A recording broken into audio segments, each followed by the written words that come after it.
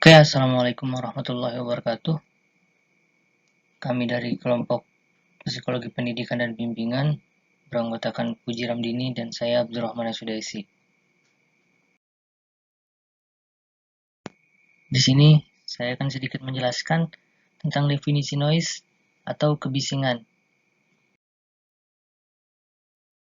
Nah, noise atau kebisingan menurut Undang-Undang Environmental Protection Act adalah getaran setiap frekuensi yang dipancarkan oleh udara ataupun medium lainnya. Jadi, kebisingan itu munculnya dari suatu getaran setiap frekuensi yang dipancarkan oleh udara ataupun medium lainnya. Jadi yang memancarkannya itu udara.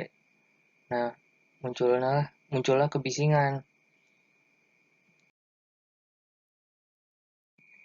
Menurut keputusan Menteri Negara Lingkungan Hidup tahun 1996, jadi kebisingan ini ialah bunyi yang mana bunyi ini tidak diinginkan dalam suatu kegiatan dan tingkat dan waktu tertentu, yang mana kebisingan ini dapat mengganggu kesehatan manusia dan juga kenyamanan pada lingkungan. Kebisingan atau bising dapat didefinisikan sebagai bunyi yang mengalihkan perhatian, mengganggu atau berbahaya bagi kegiatan sehari-hari seperti kerja, istirahat, hiburan, ataupun belajar, dan merupakan bunyi yang tidak diinginkan oleh penerima, sehingga hal ini mengandung unsur subjektif. Apakah bunyi secara psikologis diinginkan atau tidak oleh seorang tersebut?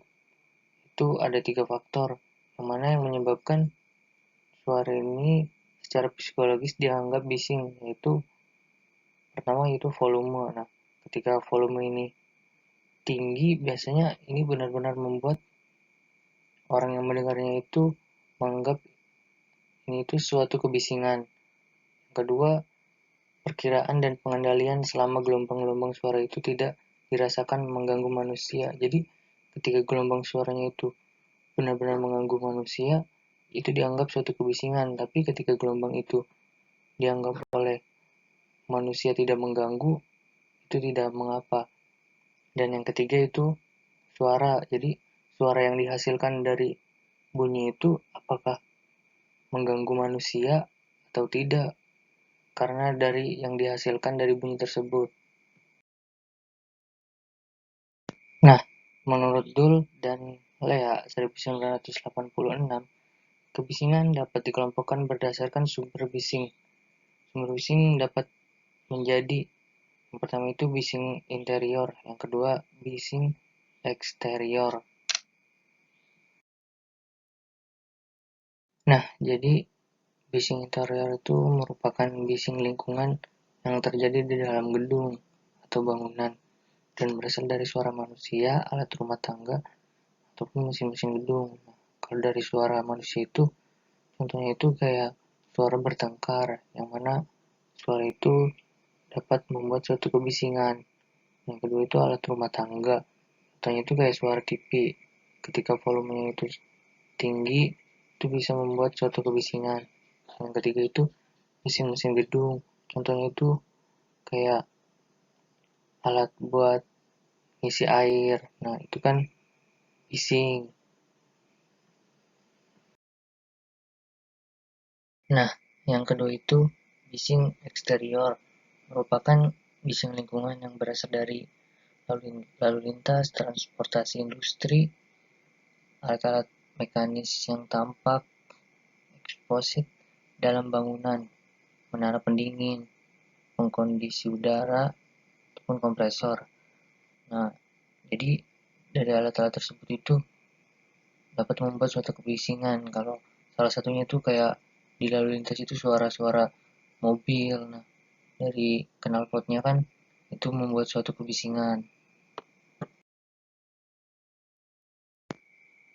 Nah, dampak negatif dari noise atau kebisingan ini secara tidak langsung dapat menyebabkan perubahan iklim serta dapat menurunkan kualitas kesehatan manusia, yang mana yang menyebabkan permasalahan pada sistem peredaran darah dan juga permasalahan pada jantung. Nah, kayak buat orang yang pemarah dan nggak suka kebisingan, biasanya darah mereka itu bisa jadi tinggi dan juga jantung pun berdetak lebih cepat dari biasanya. Nah, kebisingan pun akan mempengaruhi psikologi dan fisiologi. Dan ketika orang yang mendengar kebisingan itu marah dan tidak dapat melakukan apapun, biasanya dia akan marah terhadap diri sendiri dan bisa sampai ke depresi.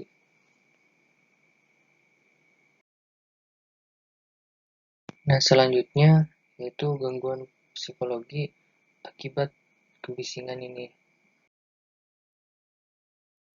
Yang pertama, gangguan annoyance, keadaan emosional akibat ketidaksenangan dari kondisi yang terjadi oleh seseorang ataupun kelompok yang dapat mengganggu, menimbulkan suatu kebisingan. Nah, gangguan ini dapat mengakibatkan timbulnya sifat agresif dan defensif pada seseorang, yang mana dapat menjadikan orang tersebut menjadi cepat marah dan berperilaku kasar. Jadi, ketika orang itu mendengar kebisingan dan itu mengganggu pada dirinya, itu dapat menimbulkan sifat agresif dan defensif pada dirinya, mana dia akan menjadi cepat marah dan berperilaku kasar, yaitu kepada orang yang membuat kebisingan ataupun pada dirinya tadi.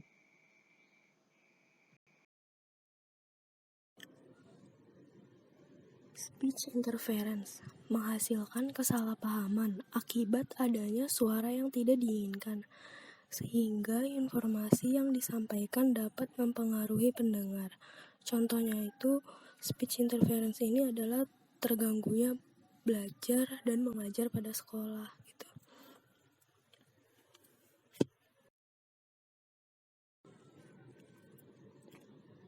Selanjutnya ada gangguan tidur. Paparan kebisingan yang dirasakan juga dapat menurunkan kualitas tidur, suasana hati, mood, dan kinerja seseorang. Efeknya dari kurang tidur dapat mengakibatkan berkurangnya fungsi kognitif dan dapat menyebabkan efek psikologi pada seseorang. Human Activity Performance. Kebisingan yang terus-menerus akan mengakibatkan hilangnya memori otak.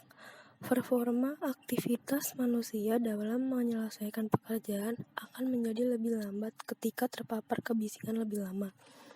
Misalnya saat kita melakukan aktivitas tertentu, kemudian ada suara yang mengganggu aktivitas kita kayak berisik gitu, kita menjadi tidak fokus dan akhirnya menyelesaikan aktivitas tersebut tuh jadinya lebih lama. Macam-macam gangguan fisiologi akibat kebisingan. Yang pertama ada pelemahan pendengaran atau ketulian. Kerusakan pendengaran akibat kebisingan yang ditandai dengan adanya kerusakan pada bulu halus dari telinga. Menurut Kuntodi, ketulian dibagi menjadi 3, yaitu trauma akustik, tuli sementara, dan tuli permanen.